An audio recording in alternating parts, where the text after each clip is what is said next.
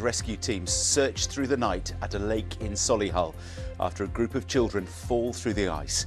4 have been taken to hospital. It's feared more are still missing.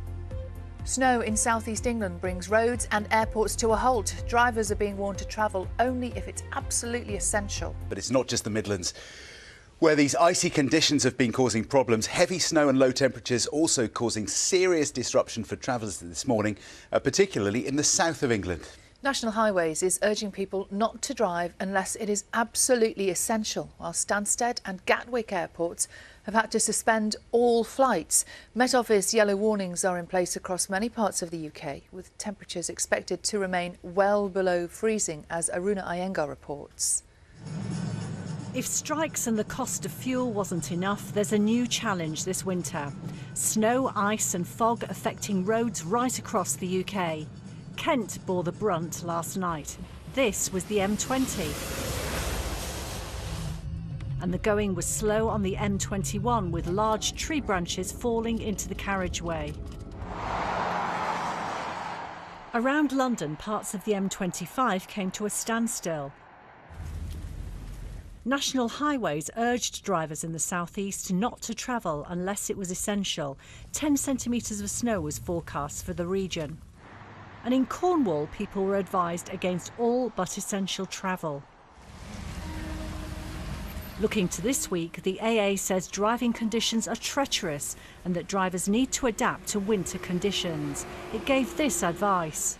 The first thing any driver should do before they set out is make sure that they clean the entirety of their windscreen. We don't want people driving around like tank commanders with just a little Lego box peek through of the windscreen. They need to make sure they clear all that ice and indeed any snow as well off their car. And then they need to drive to the conditions. At the airports, no hopes of a safari getaway here. This was Heathrow Airport, where flights have been cancelled or delayed. At Stansted, all flights were suspended after it was forced to close its runway. Passengers are being advised to check with their airline before travelling to the airport. Expect delays also on the rail network. It's touch and go whether there'll be a full service. Newspaper deliveries may also be delayed. It'll be tough going all week on all forms of transport, according to weather forecasters. Aruna Iyengar, BBC News. Winter's well and truly here, isn't it? Well, motorists on the M25 have been facing huge delays overnight, among them Tony Stewart. We can speak to him now on the phone. Morning to you, Tony. I'm sorry what you've been through. We can see one of the pictures you've taken. Just talk us through where you were supposed to be going and how long it's taken. Good morning, John.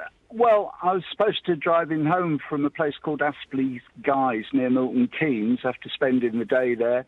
Weather was fine when I left. It should take me about an hour and a half to get to near Sevenoaks. I live near Sevenoaks in the country there. And I've been on the motorway nearly 8.5 hours. Oh, my goodness. How are you doing? And we're all right? stationary on them. Yeah, I'm fine. I did take the precaution of having enough clothing on, and the car's warm, because the engine has been running, and I've got water in the car. Haven't got any food, but, I'm being fine, listening to the radio, talking to a few friends who are night owls and things like that, and just keeping spirits up. But, it's been tricky, treacherous driving conditions. I wouldn't recommend it to anybody, ever. And Tony, do you have any clue at the moment about how much longer you might be stuck there? No, none whatsoever. There's one policeman was trying to move vehicles out of the outside lane of the M25 over to allow 2 police vehicles through, and I've seen one highway vehicle go by, but that's about it. So there's nobody to communicate with. I've looked up on the news and things and listened to the news. I don't even know what the problem is. And it's also the same with the carriageway going in the opposite direction, anti-clockwise. I'm going clockwise. There's been no traffic there. It's as if that side has been closed. And I saw a gritter go down it, then come back up it. and there was 2 gritters near me, so they were stuck for an hour just to the right of my own car.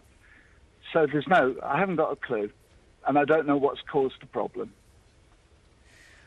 Tony, we wish you all the very best. Hopefully you will get moving very soon. That's Tony Stewart, who's been stuck on that motorway. Thank you very much. 8.5 hours. Well, that treacherous weather is also having a huge impact on airports.